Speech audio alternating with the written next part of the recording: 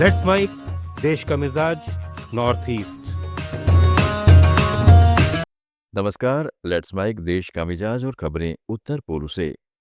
प्रसिद्ध गायक जुबिन गर्ग की मौत के मामले में उत्तर पूर्व भारत उत्सव के आयोजक श्याम कानू महंता और उनके साथी संगीतकार अमृत प्रभा महंता के डिस्चार्ज याचिका खारिज करने के लिए जिला सत्र अदालत से अतिरिक्त समय मांगा है।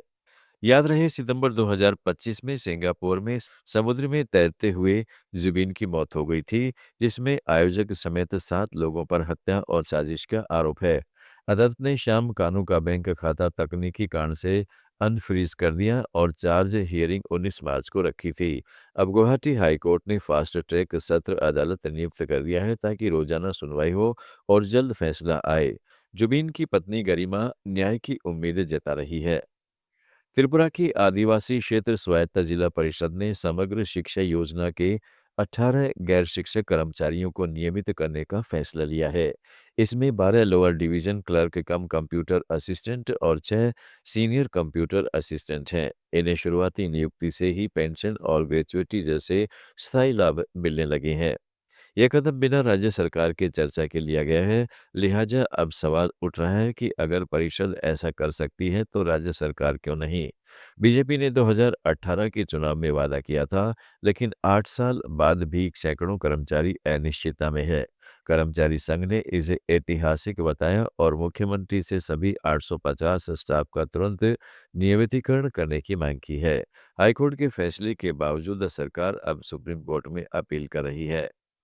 मेघालय में खासी स्टूडेंट्स यूनियन ने वंदे मातरम के पूरे 6 छंद गाने के खिलाफ राज्यव्यापी विरोध प्रदर्शन की धमकी दी है।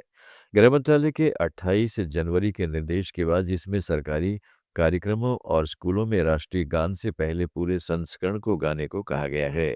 यूनियन ने इसे आदिवासी परंपराओं पर बाहरी संस्कृति थोपने का प्रयास बताया है। यूनियन के महासचिव डोनाल्ड वी थाबा ने शिलोंग में यूनियन के कार्यक्रम में कहा कि बाद में 6 हिंदू देवताओं का आह्वान करते हैं और स्थानीय जनजातीय विश्वासों से टकराते हैं। उन्होंने चेतावनी दी कि जहां भी पूर्ण संस्करण गाया जाएगा, वहां स्कूलों और सरकारी आयोजकों में विरोध किया जाएगा। यूनियन अध्यक्ष लंबोक स्टारवेल मारंगनार ने स्वदेशी पहचान की रक्षा का वायदा किया है। अरुणाचल प्रदेश में सुबनगिरी लोअर हाइड्रो इलेक्ट्रिक प्रोजेक्ट की तीसरी इकाई का व्यावसायिक संचालन शुरू हो गया है। राष्ट्रीय जल विद्युत निगम ने 20 मार्च की आधी रात से इस 250 मेगावाट की इकाई को राष्ट्रीय ग्रिड में जोड़ दिया, जिससे अब प्रोजेक्ट की कुल संचालित क्षमता 750 मेगावाट हो गई है। यह भारत का सबसे बड़ा जल विद्युत प्रोजेक्ट है, जिसकी कुल क्षमता 2000 मेगावाट है। ये 8 इकाइयों में बन रहा है। इकाइयों का ट्रायल रन 27 फरवरी को सफलतापूर्वक पूरा हुआ था। नेशनल प्रोजेक्ट के अध्यक्ष ने इसे कंपनी की तकनीकी क्षमता का प्रमाण बताया और बाकी इकाइयों के समय पर चालू होने का भरोसा जताया है। मिजोरम में आइजोल नगर निगम चुनाव में 19 वार्डों के लिए नामांकन की आखिरी तारीख 25 मार्च, नाम वापसी 30 मार्च, मतदान 21 अप्रैल और मतगणना 27 अप्रैल तय की गई है। करीब 2,39,000 मतदाता प्रत्याशियों के भाग्य का फैसला करेंगे। सत्ताधारी जोरम पीपुल्स मूवमेंट ने नए आइजोल का वादा किया है, जो मुख्य विपक्षी मिजो नेशनल फ्रंट सत्ता वापसी की कोशिश में है। कांग्रेस भी सभी सीटों पर उतर रही है। भाजपा विकास पर फोकस कर अभियान तेज कर रही है। पार्टियां उम्मीदवारों की सूची जारी कर घर घर पहुंच रही हैं।